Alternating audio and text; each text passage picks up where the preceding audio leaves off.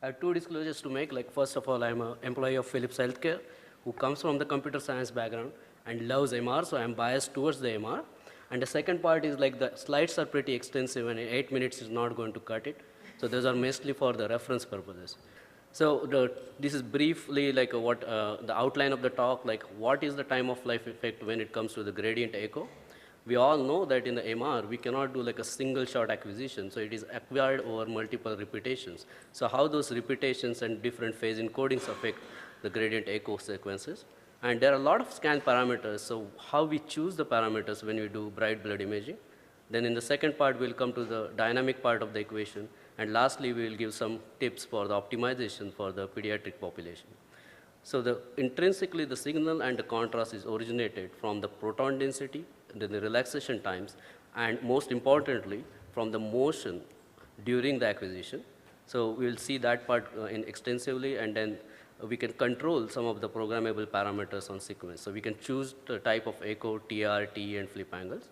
And in the cardiac imaging, the most important part at the end of it is like the physiological constraints. So we have to deal with this periodic motion and deformation, which is in synchronization with cardiac and the respiratory cycle. So and acquisition being spread out over the cycles causes a lot of motion artifacts. So we will look through those parts.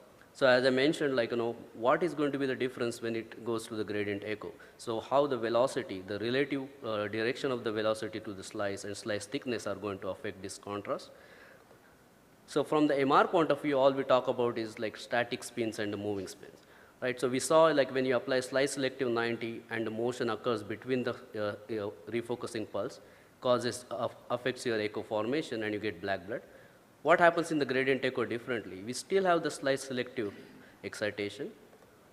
Flow still is going to happen, but the part is like now this flow is still seeing this refocusing gradient, so it will still form an echo. It is still spatially encoded. So if the flow is absolutely perpendicular to the slice, it's going to show up in the slice.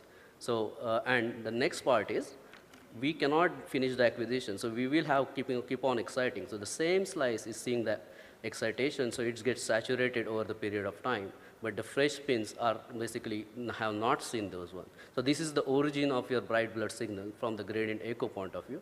When you look at from the cardiac point of view, every cardiac cycle, as the blood keeps getting in, refreshingly flooding in, myocardium gets saturated, reaches the steady states, and as you can see, we start with a bright myocardium and eventually reach to the black myocardium, but the blood flow remains bright. So there are two parameters which are really important from flip angle and the TR. So if you have a higher flip angle and like a very short TR, obviously you are going to suppress the static tissue, and that's how we can control your contrast. So we'll see how we can use it to the benefit. The other part is the magnitude and the direction of the flow. Essentially, how much is the time spent by the flow in the slice thickness relative to the TR and TE. So how we use it, like, so if you are looking at the long axis view when the flow is mostly inflow, you would like to reduce your flip angle to keep the saturation low and reduce the slice thickness, while on the short axis, you will just basically increase both of these things. The second part is now how we deal with the motion. So we saw like how we deal with how the rapid motion during the acquisition causes the bright blood effect or the black blood effect. So how we deal with the periodic motion which can cause other motion artifacts. So we cannot do the acquisition so fast because like as you do the acquisition really short and do only few k-space lines, we really have to go for a long acquisition time. So that's not a feasibility. So what we do is like we do a really short acquisition and then keep on changing your phase encodings and get the image.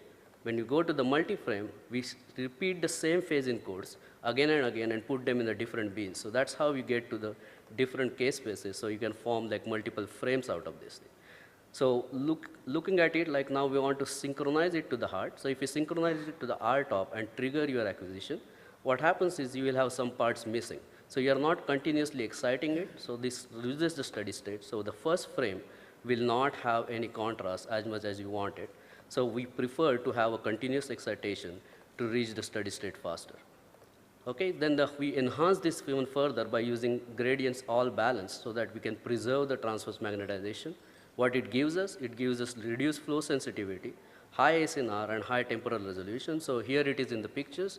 So you can see the gradient echo images on the left and the right-hand side, the balanced FFE images. You can use the gradient echo to your benefit when you are looking at the aortic valves. If you want to see the leaflets opening, you can use the Fraiche-Breer contrast better.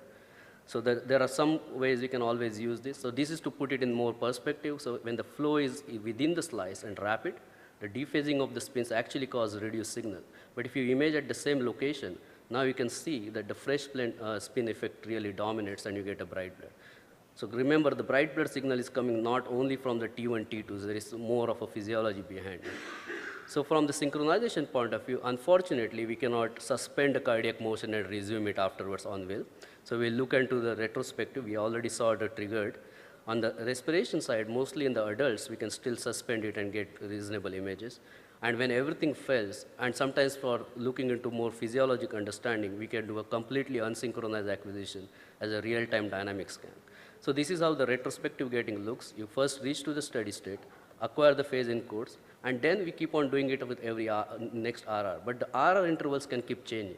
So we keep a threshold and accept only certain level of acceptance and reacquire the ones which we are outside this window. And then we normalize this thing on the reconstruction. So that's the retrospective part of it, and then we can reconstruct these images as we want. Right, so I will move faster on these things. So you can do the same on the respiration side, but the problem is the respiration gating is not going to be good enough, and you will be exciting the different slice all the time. So still recommended is to do the breath hold, and in the pediatrics, when you cannot do it, you go to the multi-NSA. So this is a cheat sheet for you to review afterwards, how you can optimize your sequences from the SNR, spatial resolution, and temporal resolution point of view to keep the scan time reasonable, using either the partial k-space acquisition or the sparse k-space acquisition. And when all the bets are off, you basically go to the ungated acquisition.